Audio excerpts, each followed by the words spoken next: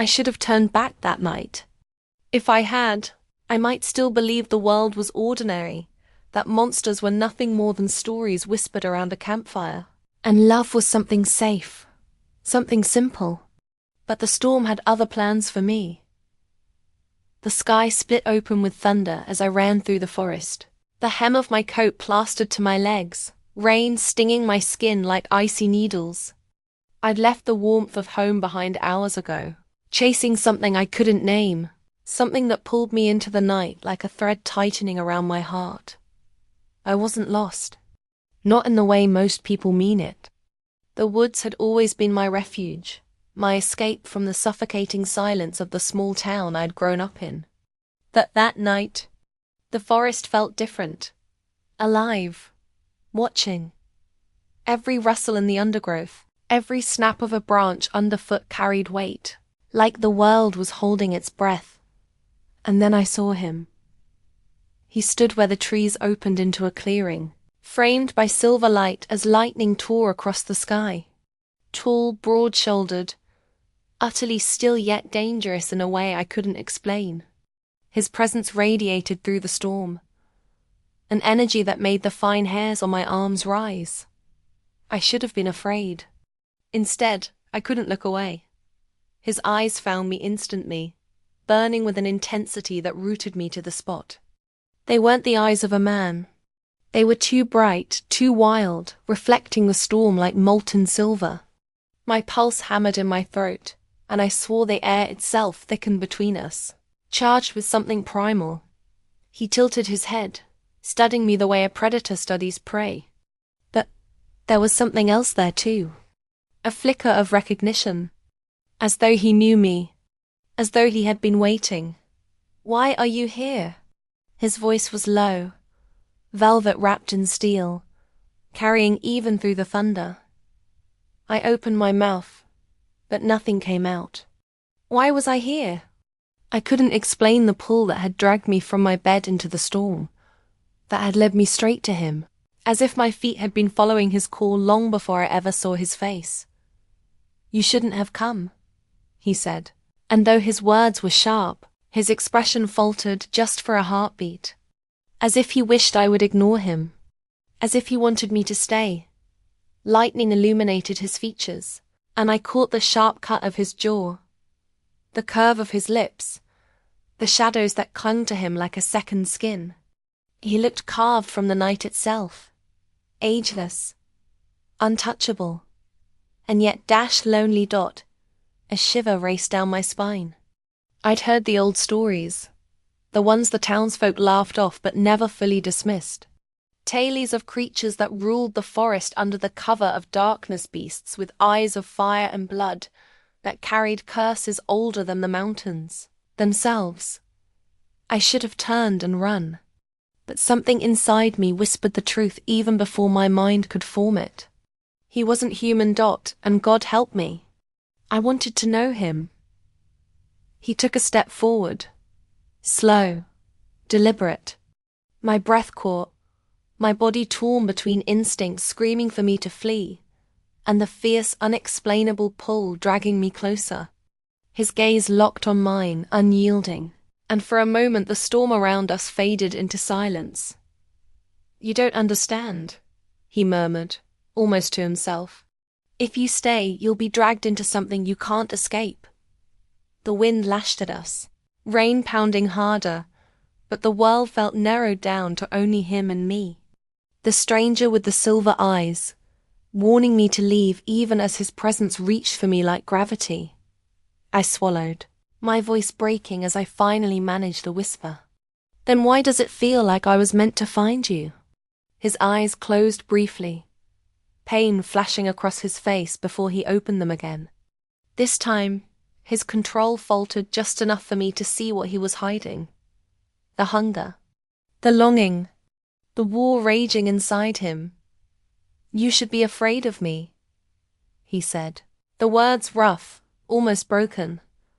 But I wasn't. Not in the way he meant. The fear that gripped me wasn't of him hurting me. It was of what would happen if I walked away. Because something deep in my bones told me that leaving him behind would haunt me forever. The thunder roared again, shaking the ground beneath us, but neither of us moved. The storm wasn't outside anymore. It was inside me, inside us, and it was only just beginning. And in that moment, I knew one thing with absolute certainty. My life had just changed forever. His words echoed in me long after he spoke them. You should be afraid of me. The storm crashed above us, wild and merciless, yet I couldn't look away from him. My body trembled, not from the rain soaking through my clothes, but from the force of his presence, the weight of something I couldn't yet name. I took a breath, though it felt stolen from his lungs rather than mine. Then why are you here? I asked. My voice shook, but I forced the words out. Why me? A shadow crossed his face. He seemed to wrestle with himself, torn between answering and holding back. His jaw tightened as lightning carved sharp lines across his features. And for an instant, he looked less like a man and more like something born of the storm itself. You shouldn't even know I exist, he said finally, voice low and raw. If they find out you've seen me. He stopped, gaze darting to the tree line as though expecting something to emerge from it. They won't let you leave this forest alive. The air froze inside my chest. They? Who's they? Before he could reply, a sound cut through the thunder, a distant, guttural howl that sent a ripple through the night. It wasn't the cry of any animal I'd ever heard. It was sharper, hungrier, vibrating in the marrow of my bones. He stiffened instantly. His eyes snapped toward the darkness beyond the clearing, every line of his body going rigid. You need to go. Now. That my feet wouldn't move. Fear rooted me, yes, but there was something else, something stronger. Curiosity. A strange, stubborn certainty that if I turned my back, I would lose more than just answers. I would lose him. I'm not leaving you, I said before I even realized I'd spoken. His gaze whipped back to me, silver irises flashing with something fierce, dangerous. For a heartbeat, I thought he might strike me down where I stood. Instead, he stepped closer. The heat radiating from him was staggering, shocking in the cold rain. His hand rose halfway, as if he meant to touch me, but he stopped short, fingers curling into a fist. You don't understand what you're saying. His voice was ragged, strained, as though every word was pulled against his will. If you stay near me, they'll scent you. They'll know. And once that happens, there's no undoing it. Know what? My heart hammered. What are you hiding from me? Another howl, closer this time, cut through the forest. My breath caught, an instinct screamed at me to run, but still I stood rooted. His chest rose and fell in sharp bursts, not from fear, but from restraint. His eyes met mine, and the storm seemed to bend around us, holding us in its furious grip. You wouldn't believe me, he whispered. Try me. For a moment, silence stretched between us, thick as the air before a lightning strike. His silver gaze pierced me, searching, weighing, as though deciding whether I was strong enough to carry what he was about to lay bare. Then another sound shattered the clearing. Not a howl this time, but a low growl, deep and resonant, vibrating through the earth itself. My breath caught as two glowing eyes appeared at the tree-line feral, golden, fixed on me. My stomach dropped. Oh my God.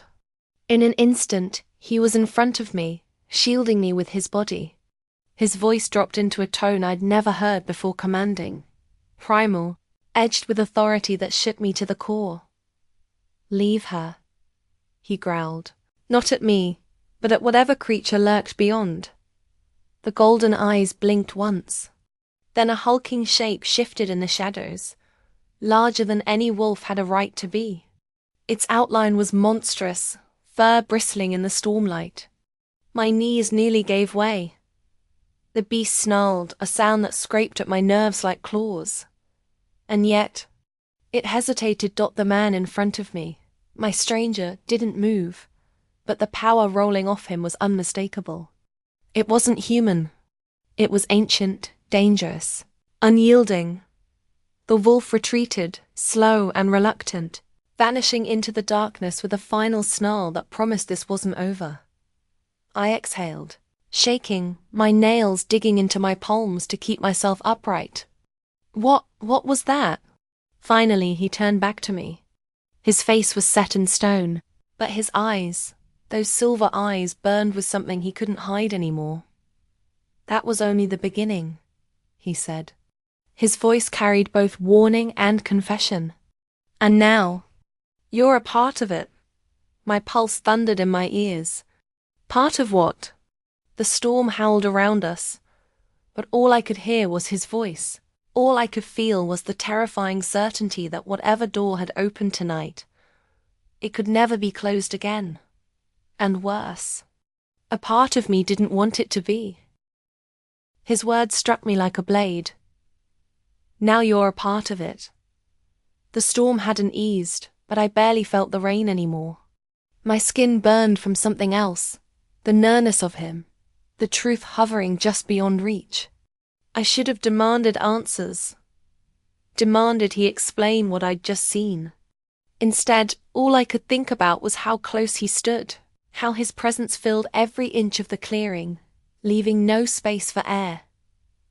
What are you? I whispered, my voice trembling against the thunder. For a moment, he only stared at me, his jaw tight, silver eyes flickering like candlelight in the wind. Then, slowly he looked away, as if afraid of the answer himself. I warned you, he said. You should never have found me. I took a step closer, despite every instinct telling me to run. That creature, my throat tightened around the memory of glowing eyes in the darkness. It listened to you. It obeyed you. No one can make something like that back down. Not unless... His gaze snapped back to me, sharp, feral, and I froze. But the fear that gripped me wasn't enough to stop the words. Not unless you're one of them. The silence after my accusation was heavier than thunder. And then, he exhaled, the fight draining out of him. Not one of them, he said bitterly. Worse. Before I could speak, he lifted his hand, slowly, deliberately, as though testing whether I'd flinch. His fingers brushed my cheek, feather-light but searing, leaving fire in their wake. My heart leapt to my throat. I am both, he murmured, almost to himself. Blood born of two worlds that were never meant to mix. Vampire and alpha, cursed by one, hunted by the other. I stumbled back, my breath ragged. That's not possible. His lips curved into something dark, something that wasn't quite a smile. You just watched the impossible retreat into the forest. My thoughts reeled, scattering like leaves in the wind. A vampire, and a werewolf. The myths I'd half believed as a child now stood inches from me, rain dripping from his hair, his gaze burning through my denial. Every instinct screamed that I should be terrified, that nothing about him could be trusted. And yet, when I looked into his eyes, what I felt most wasn't fear. It was recognition, and that was more dangerous than any monster in the woods. You see now, he said, voice rough, why you can't stay near me. Both sides want me dead. And if they know you've seen me, if they even suspect you matter. His words cut off sharply, as though he'd revealed too much. If I matter. I pressed, pulse racing. The storm cracked with lightning, illuminating the war on his face. He tried to turn away, but I caught his arm, the heat of his skin sparking against mine despite the cold. Tell me the truth, I demanded. What am I to you? His hand closed over mine in an instant, strong enough to break bone, yet trembling with restraint. His breath came fast, his chest heaving as if the simple contact cost him everything. You're the one thing I can't have. he whispered hoarsely. The one thing I can't stop wanting. The words knocked the air from my lungs. Heat surged through me, fierce and undeniable, and for a moment, nothing existed but the space between us. The storm, the danger, the truth of what he was, all of it blurred into insignificance against the pull snapping taut inside my chest. Then another sound cut through the night. Not a howl this time, not even thunder. A voice, human. Step away from her. I jerked, spinning toward the trees. A figure emerged from the shadows, torchlight glinting off his soaked jacket. My stomach dropped. I knew that face. It was Daniel, my closest friend since childhood. But the look in his eyes wasn't one of concern. It was hard, cold, filled with a hatred I'd never seen in him before. And it wasn't directed at me. It was aimed at the man beside me. You shouldn't be here, Daniel said flatly. His voice was laced with venom. She doesn't know what you are. And if you've touched her. The silver-eyed man tensed, pulling me subtly behind him. His body a wall of heat and steel. My mind reeled. Daniel's sweet, steady Daniel knew about him? About this world. You've been lying to me, I whispered, the betrayal cutting sharper than any blade. Daniel's gaze flicked to me, softening for the briefest instant. I was protecting you, he said. He's not what you think. He's a killer. A curse. Enough, the man growled, his voice low and lethal. The air between them charged with tension, ancient and merciless, as if centuries of blood and hatred pulsed in their veins. And I was trapped between them, two forces I barely understood, both of whom wanted to claim me in their own way. My heart pounded. My world was shattering. And yet, even as fear tangled with betrayal, one truth rose above the chaos. I couldn't turn away from him. Not now. Not ever. The forest was silent except for the storm, but the silence between the three of us was louder, heavier, suffocating. Daniel's torchlight shook in his hand, rain hissing as it struck the flame. His eyes locked on the man standing protectively in front of me. The man who shouldn't exist. The man I couldn't stop wanting. Step aside, Daniel said, his voice like steel. You don't know what he is. He's a monster. He'll destroy you if you let him. But my protector didn't move. His body was rigid, silver eyes narrowed, his presence towering and unyielding. The storm lashed against him, but he stood unmoving, as though he was carved from the night itself. I clutched his arm, trembling. Daniel, I whispered, my voice cracking. How long have you known? Daniel's jaw tightened. His eyes flicked to me, filled with a guilt that made my chest tighten. Long enough, he said. Long enough to know you were safer not knowing the truth. But now, he glared at the man shielding me. Now he's dragged you into his curse. The man growled low in his throat, the sound vibrating through my bones. I didn't drag her anywhere. She came because fate pulled her here. Something you'll never understand. Daniel's face hardened, but there was something else beneath the anger pain. His voice cracked when he spoke again. And you think fate will protect her when your hunger takes over? When the pack scents her blood? She's not yours to claim. My heart twisted. Claim. The word struck deep, awakening something fierce inside me I hadn't known was there. And yet, in the same breath, Daniel's words left me raw. He'd kept this from me. Lied to me. All in the name of protection. I trusted you, I said, my voice breaking, though I wasn't even sure who I was speaking to anymore.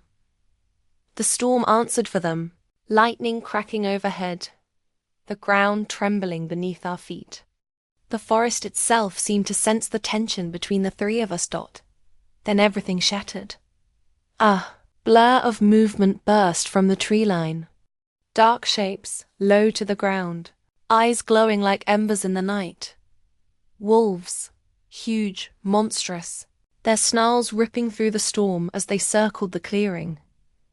Daniel swore under his breath, drawing a silver blade from his coat. My protector shoved me behind him. His body coiled like a spring. The air was thick with violence, with inevitability. The first wolf lunged, teeth bared. He moved faster than I could see. One moment the beast was airborne. The next it was writhing on the ground, his hand clamped around its throat, silver eyes blazing with fury. He flung it aside like it weighed nothing. Another came, and another. But he met them all with terrifying grace, strength that belonged to something not human, not natural. Daniel fought too, blade flashing in the stormlight, but his movements weren't enough to stop the swarm pressing in. I stumbled back, heart racing, helpless as the clearing erupted in chaos. Then I saw it, one of the wolves breaking from the circle, sprinting straight toward me. I screamed. But before its teeth could tear into me, he was there, shoving me against a tree, his body slamming into mine, shielding me with every ounce of his strength. The wolf hit him instead, claws ripping across his back. His roar shook the air, primal and furious, as he tore the beast away and snapped its neck with brutal ease. Blood ran down his shoulder, mingling with the rain, and my hands rose instinctively to him, desperate to stop the wound from tearing wider. His chest heaved against mine, his face inches from me, his breath ragged. "Are you hurt?" he demanded, his voice raw. "No," I whispered, though my pulse thundered in my ears. My fingers trembled as they brushed his cheek, rain and blood staining my skin. "But you—" His gaze locked on mine, silver burning into me, darker now, dangerous. He was bleeding, wounded, yet the look in his eyes wasn't pain. It was hunger, longing.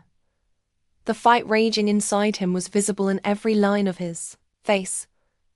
"Don't look at me like that," he rasped. "Like what?" My voice was a thread of breath. "Like you want me." His hand cupped the back of my neck, not rough but desperate, trembling with restraint. "Because if you do, I won't be able to stop." The storm roared, the battle raged around us. But in that moment there was only him and me, the space between us charged. Dangerous, inevitable. And then I made the choice that changed everything. I closed the space between us. His lips crashed into mine, fierce, claiming, breaking every rule of the world I thought I knew. His kiss was fire and storm, hunger and devotion tangled together, and it consumed me whole.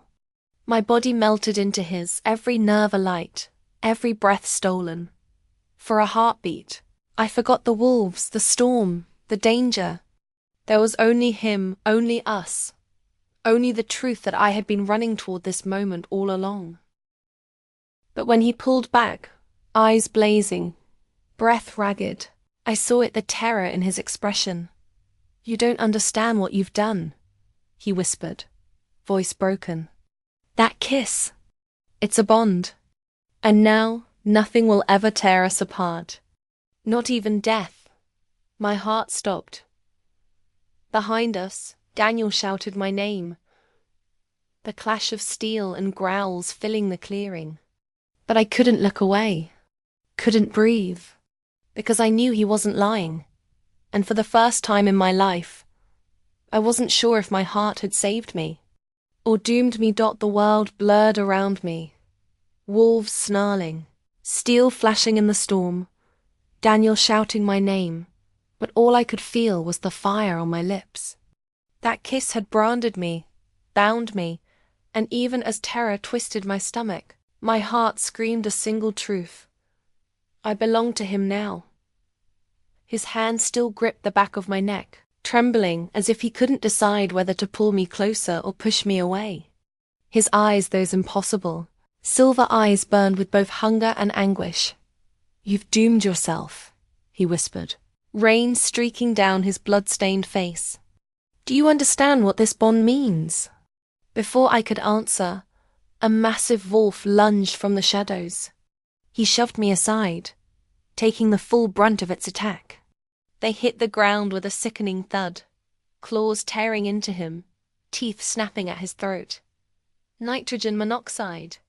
My scream tore from me as Daniel rushed forward, blade flashing. He struck the wolf across the ribs, sending it yelping back into the storm. But more came. Too many. The clearing flooded with them, eyes glowing, jaws dripping with hunger. "We're surrounded," Daniel growled, his voice sharp with fury. "This is your fault." He meant me. He meant my choice. But before I could respond, my protector staggered to his feet, blood dripping from his shoulder, his chest heaving. "They don't want her dead," he rasped. "They want me." The pack circled tighter, their growls vibrating through the earth. And then, out of the shadows, stepped something far worse. A figure draped in black, eyes glowing red with an unholy light. His presence silenced the wolves, their snarls falling to a tense, eager quiet. The stranger's gaze swept over the clearing, then landed on me.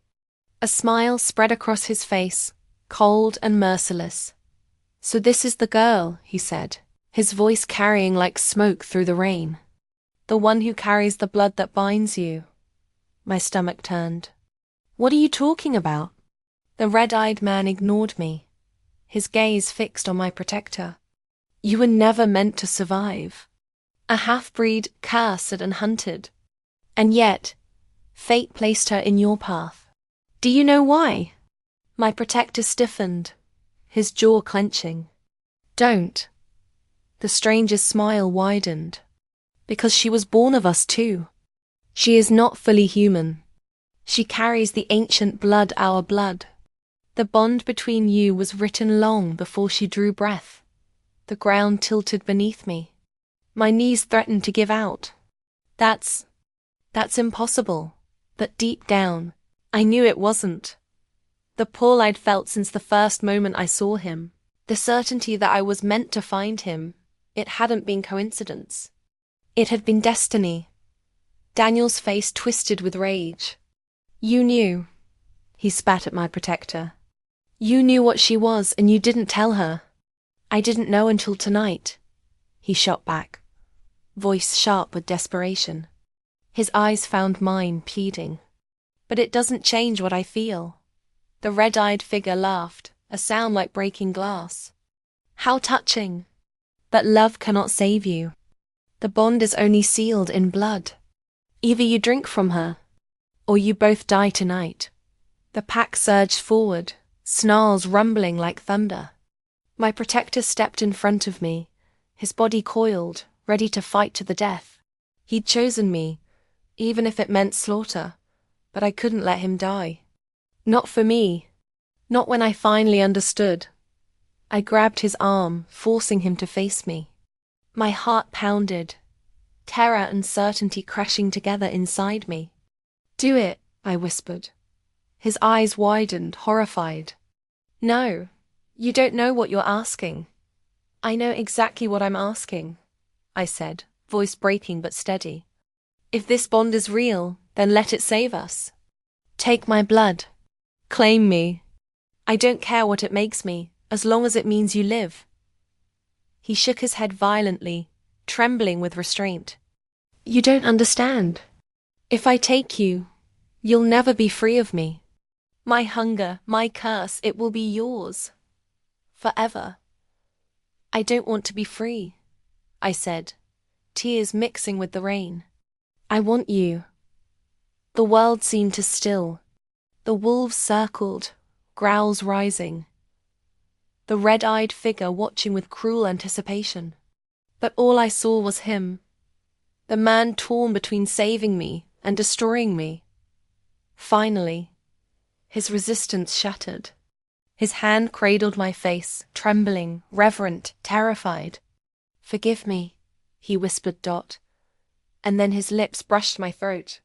The first touch of his fangs was fire, pain and ecstasy intertwined.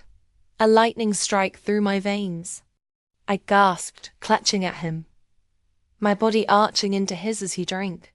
The bond ignited, fierce and consuming, 1,000 invisible threads weaving us together until I couldn't tell where he ended and I began.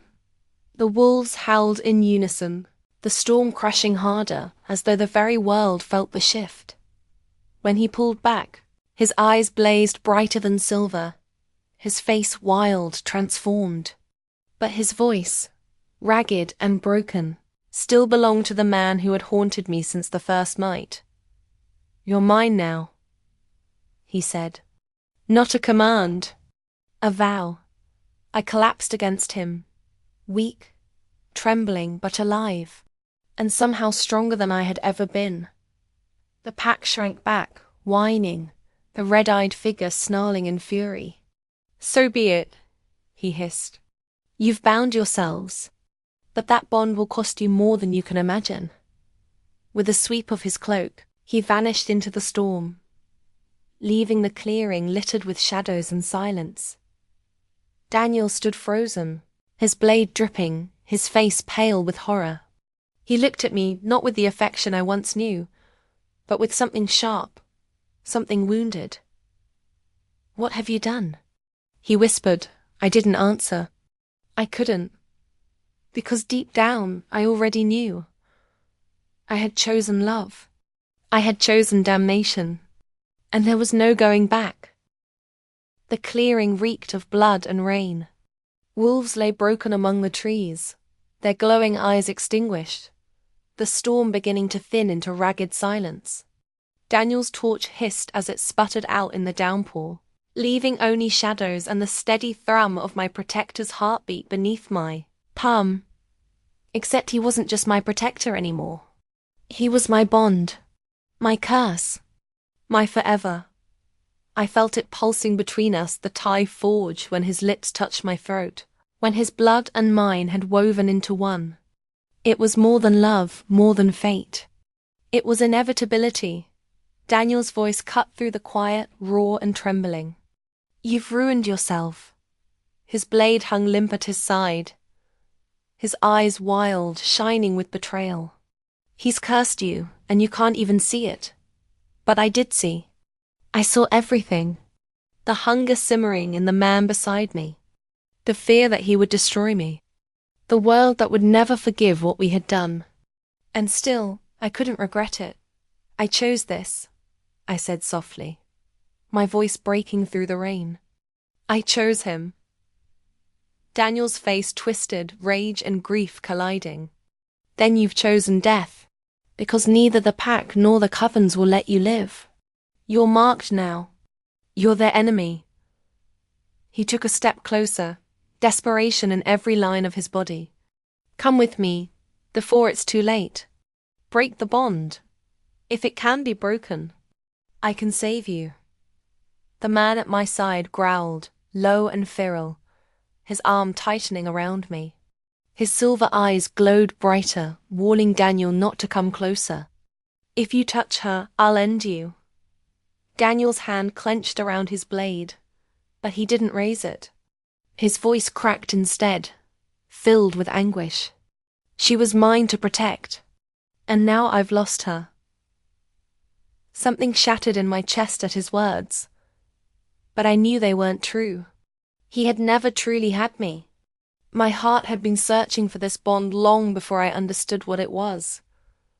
I turned my face up to the man beside me, my bond, my impossible half-breed, and whispered the words that had been burning inside me since the first night.